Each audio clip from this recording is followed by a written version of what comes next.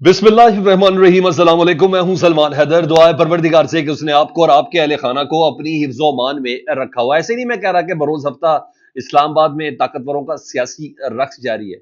रक्स किया जा रहा है, करवाया जा रहा है, बड़ी अहम खबरें हैं और एक्सक्लूसिव डिटेल्स हैं with lots of different angling जो मैंने आपके साथ शेयर करनी है। सर ये तो तय है कि मुकम्मल एसाब की इस वक्त जंग है और इस खेल में मकसद ये है कि सबको डरा कर रखना है। यानी डर वाला फैक्टर इस वक्त पाकिस्तान में हर जगह पर है। चाहे हुकूमत हो वो भी डरी डरी है, घबराई घबराई है। हुकूमत के इत्तेहादी हैं वो भी बात करते हुए सोचते हैं समझते हैं कि कहीं पकड़ में ना आ जाए और अगले सीवी में से उनका नाम ना कट जाए। उनको भी एक खास तरीके से डरा कर रखा गया है। अपोजिशन हो वो तो डेफिनेटली आपको पता है या उठाए जाते हैं या गायब कर दिए जाते हैं या जेल में चले जाते हैं या ऐसे ऐसे मुकदमात में 302 होती है जहां से उनका ताल्लुक भी कोई नहीं है। लेकिन बहरहाल उधर जुडिशरी, जी हाँ, उसको भी कुछ ना कुछ डराया ही गया होगा, या क्या है, मैं इससे ज्यादा क्या बोलूं इस पे। लेकिन मेरा ख्याल है मैं अपनी बात आप तक पहुंचा चुका हूं। तो उस जगह को भी एक बड़े डर और खौफ वाला आंसर है। इलेक्शन कमीशन तो आपको पता है वैसे भी कॉम्प्रोमाइज है। तो एक डर है जिससे पूरा सिस्टम सिस्टम को कंट्रोल कर रहा है। ठीक है जी। बल्कि कहते हैं तना निकाल के रखा हुआ है। यही पोजीशन है। अब फैज हमीद साहब वाले उनके हालात रिपोर्ट हो नहीं रहे, रिपोर्ट करवाए जा रहे हैं। और कभी फैसल वाडा साहब की शक्ल में, कभी अंसार अब्बासी साहब की शक्ल में, और कभी नुसरत जावेद साहब की शक्ल में। आज नुसरत जावेद साहब को कुछ और खबर मिली, वो भी उन्होंने दावा किया और बड़े जबरदस्त किस्म का दावा किया। उन्होंने, फैज हमीद साहब ने बहुत कुछ बता दिया तफ्तीश के दौरान। कल उन्होंने कहा था कि फैज हमीद साहब के बयान की रोशनी में इमरान खान साहब से फौज इंक्वायरी कर सकती है। यानी अडयाला जेल में इमरान खान साहब से फैज हमीद के बयान पर बाकायदा तौर पर इंक्वायरी हो सकती है। अच्छा, अब वो ये कहते हैं कि फैज हमीद ने बहुत कुछ बताया है। मकसद वही आता है ना कि पाकिस्तान तहरीक इंसाफ का तरा निकालना। निकल रहा है नहीं निकल रहा तो ये तो गॉड नोस बेटर। और मुझे और आपको खैर अंदाजा है उनके पास नथिंग टू लूज। क्या क्या लूज कर जाएंगे पाकिस्तान तहरीक इंसाफ में। तो बहरहाल आपके खिलाफ बहुत कुछ बता दिया, यानी इसी तरीके से डराने की कोशिश है ना। और अब की बार उन्होंने तस्दीक की है। वो कहते हैं और फैज हमीद के हालात बताकर तस्दीक की। यानी को कहते हैं ना, जब बंदा कहता है मेरे पास इंफॉर्मेशन बड़ी तगड़ी, तो वो इतनी डीप और पर्सनल चीज भी बता देता है कि देख ले मेरी बात की सदाकत ये है। उन्होंने हालत बता दी फैज हमीद साहब की कि उनका वजन बड़ा कम हो गया है। अब या तो नुसरत जावेद साहब खुद फैज हमीद साहब को देख के आए, या जो फैज हमीद साहब से तफ्तीश कर रहा है वो नुसरत जावेद साहब को बता रहे हैं। बहरहाल वो कह रहे बताने वाले ने मुझे बताया कि फैज हमीद साहब का वजन बहुत कम हो गया है। उनके हाथों पे राशा, यानी एक हाथ में कपकपी तारी हो चुकी भी है जी। और वो बहुत परेशान है कि मेरे बारे में इतना सब कुछ इदारे को कैसे पता चल गया है। मतलब एक प्लानिंग और अरेंजमेंट के तहत ना ये तमाम ग्राउंड बनाने की कोशिश की जा रही है ताकि एसाब को किसी तरीके से तोड़ा जा सके। मुझे तो इसके अलावा और कोई दूसरी बात समझ में ही नहीं आती। बात खौफ और उन्हीं की बात करूं तो फिर जाहिर बात है कोई नुमाइंदगी भी है। फैसल वाडा साहब आपको पता है जो आजकल नून लीग के साथ कर रहे हैं, जिस तरीके से लत्ते ले रहे हैं ना। यानी नून लीग की हुकूमत को अगर चंद टकों के एवज भी अगर किसी ने बोली लगाई है ना तो वो फैसल वाडा साहब है। और वो भी एक सर्टन लाइन ही ड्रॉ करते हैं। नाअहल कहते हैं उन्हें, एस्टेब्लिशमेंट के कंधों पर आना कहते हैं। मुसलसल इनको जलील ही करते हैं। और डील वाली बातें, नवाज शरीफ वाली बातें कि गए भी डील के साथ थे, आए भी डील के साथ थे, लिख के दे दे, कसम दे दे, हल्फन दे दे, कुरानन दे दे। वो बता रहे हैं कि यार तुम लोग कुछ नहीं हो, सिर्फ मैं हूं और जो मेरे पीछे है वो ही है। तुम्हारी कोई हैसियत ऐसी है नहीं। यही उन्होंने 26वीं तरमीम के पहले मुसवदे के बाद बोली, दूसरे मुसवदे के बाद बोली, वो लिटा के बिठा के सुला के हम तो कर तो लेंगे ही तरमीम पास। उन्होंने बताया ये इसकी कोई कैपेसिटी नहीं है। तो ऐसे नहीं शहबाज शरीफ साहब बार बार यक जान दो कालिब, यक जान दो कालिब वो जो कर रहे होते हैं, तो उनके बड़े मानी खेज चीजें हैं। तो अब फैसल वाडा साहब को हनीफ अब्बासी साहब ने रिस्पॉन्ड किया। मुझे हनीफ अब्बासी साहब के रिस्पॉन्ड का तो आपको बताता हूँ। मुझे अब हनीफ अब्बासी साहब को जो रिस्पॉन्ड आएगा मुझे उसका इंतजार है। नहीं तो कोई और, नहीं तो मैं ही पूछ लूंगा उनको प्रोग्राम में बुला के फैसल वाडा साहब को।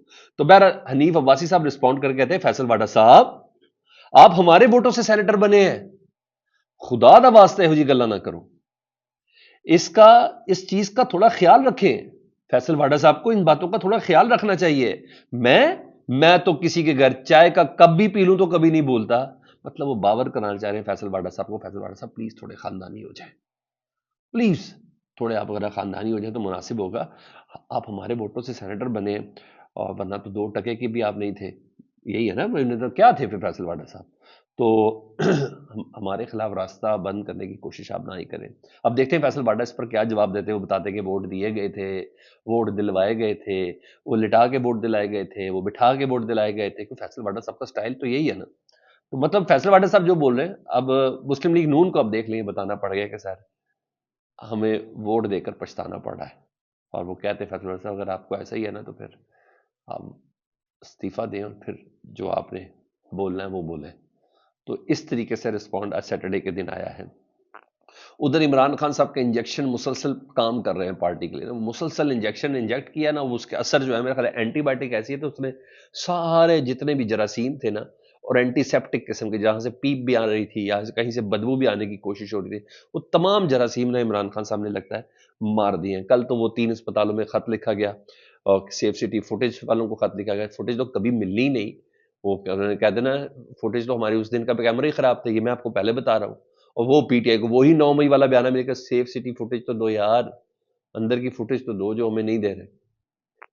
تو بہرحال وہ تو ایک ہے، لیکن بہرحال وہ انجیکشن کی بنا پر ہوا. پھر اس کے بعد آپ کو پتا بیرسٹر گوہر صاحب کی مدعیت اور کے پی اسمبلی کے 2 وزیر گواہ ہیں اور 2 ایم پی اے گواہ ہیں. 4 بندوں کی گواہی کے ساتھ یہ ایف آئی آر کی درخواست گئی تھی، جس میں 26 نومبر پر نامزد کیا گیا تھا. انہوں نے وزیر اعظم پاکستان شہباز شریف صاحب کو، وزیر دفاع خواجہ آصف صاحب کو، وزیر داخلہ محسن نقوی صاحب، وزیر اطلاعات عطا تارڑ صاحب، اور پھر I G, D I G, S S P operation, ان تمام کو کیا گیا تھا. تو ان کو نوٹسز جاری تھی. آج سماعت کے بعد جی سماعت 21 دسمبر تک ملتوی کر دی گئی ہے. اور جن جج نے سماعت ملتوی کی ہے یہ وہی جج سینٹرل ہیں جن سے متعلق اسلام آباد ہائی کورٹ کے چیف جسٹس عامر صاحب، انہوں نے کہا کہ یہ بندہ اتنا کیپیبل ہے کہ اس بندے کو اسلام آباد ہائی کورٹ کا جج لگنا چاہیے. تو یہ بہت بڑا امتحان ہوگا ان کا. جج لگنے کا میرٹ بڑا زبردست ان کے پاس آ گیا ہے کہ ایف آئی آر پہ ان لوگوں کو نامزد ہونے دیتے ہیں یا نہیں دیتے. وہ مجھے بھی اندازہ اور آپ کو بھی اندازہ چھوڑے. ہاں انہی سے متعلق جسٹس منصور علی شاہ صاحب نے متنبع کیا نا، جسٹس یحییٰ آفریدی صاحب کو، پھر جوڈیشل کمیشن آف پاکستان سے مطالبہ کیا کہ وہ آئینی عدالتوں میں ججز کی تقرری کے لیے واضح اور شفاف قواعد کو فوری طور پر حتمی شکل دے، اور متنبع کیا کہ اس طرح کے فریم ورک کے بغیر کوئی بھی تقرری غیر آئینی اور غیر قانونی ہوگی جس سے عدلیہ کی آزادی کو نقصان پہنچ سکتا ہے. آپ کو یاد ہے ایک دفعہ تقریباً کئی درجنوں پی سی او ججز فارغ کیے گئے تھے. تو اگر یہ ہو گیا تو ظاہر بات ایکسیپٹیبلٹی تو ہے نا. تو میرٹ کیا ہے؟ عمران خان دشمنی، پی ٹی آئی دشمنی، یہی ہے نا اس وقت جوڈیشری کے حوالے سے جو کہا جا رہا ہے. کیونکہ 40 کے قریب ججز کو تعینات ہونا جی، اس کے امیدوار آ چکے ہیں اور اسلام آباد ہائی کورٹ کے لیے لائنز بھی لگی ہوئی ہیں. اور آئینی ترمیم کے بعد جوڈیشل کمیشن کا ہر امیدوار جو ہے نا وہ اپنے اپنے ججز کی فہرست دے رہا ہے. تو ایسے نہیں جسٹس منصور علی شاہ صاحب نے یہ خط لکھا ہے. ادھر علی محمد خان صاحب نے بڑی معنی خیز بات کیا چھٹی کے دن. علی محمد خان صاحب کہتے ہیں کہ بیسیکلی آپشن دیا ہے، مجھے ایسا لگتا ہے، لگتا کیا ہے ہی ایسے. وہ کہتے ہیں کہ اگر مذاکرات بامانی ہوئے تو عمران خان صاحب سوشل میڈیا پر جو اداروں کے خلاف چلنے والی جو مہم ہے نا اس کو رکوانے میں کردار ادا کر سکتے ہیں. یہ ایک لوز بال ہے. کیا جو اس وقت سوشل میڈیا پر جو اداروں کے خلاف مہم چل رہی ہے، جو مہم جس طریقے سے بھی چل رہی ہے، کیا عمران خان صاحب کے کہنے پہ چل رہی ہے؟ جواب ہے نہیں. تو کیا social media P T I کے کنسنسس کے ساتھ ہے؟ تو جواب ہے نہیں، کیونکہ وہ تو کہہ چکے ہیں ڈسون سے. لیکن ہاں اگر عمران خان صاحب منع کر دینا تو بہت بڑا فرق ضرور پڑ سکتا ہے. مجھے اس بات کا اندازہ ہے کہ اس کا فرق ضرور پڑ سکتا ہے. اچھا آگے اور چیز سنیں. عمر ایوب صاحب نے کہا کہ ہمیں مذاکرات کرنے کی کیا ضرورت ہے. عمران خان سوال ہوا نا کہ عمران خان صاحب کے مانس کرنے میں ہوگا، سوال ہی پیدا نہیں ہوتا. عمران خان صاحب کے مانس کرنے پر اگر مذاکرات ہو تو مذاکرات انا للہ و انا الیہ راجعون ہو جائیں گے.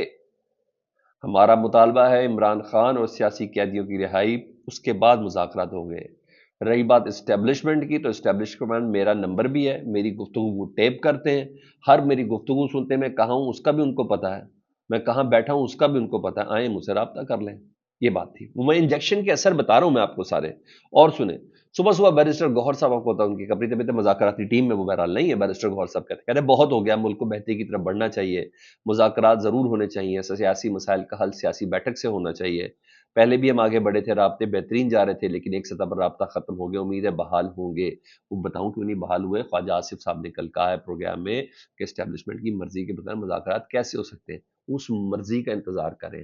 ٹی او آرز آنے وہاں سے.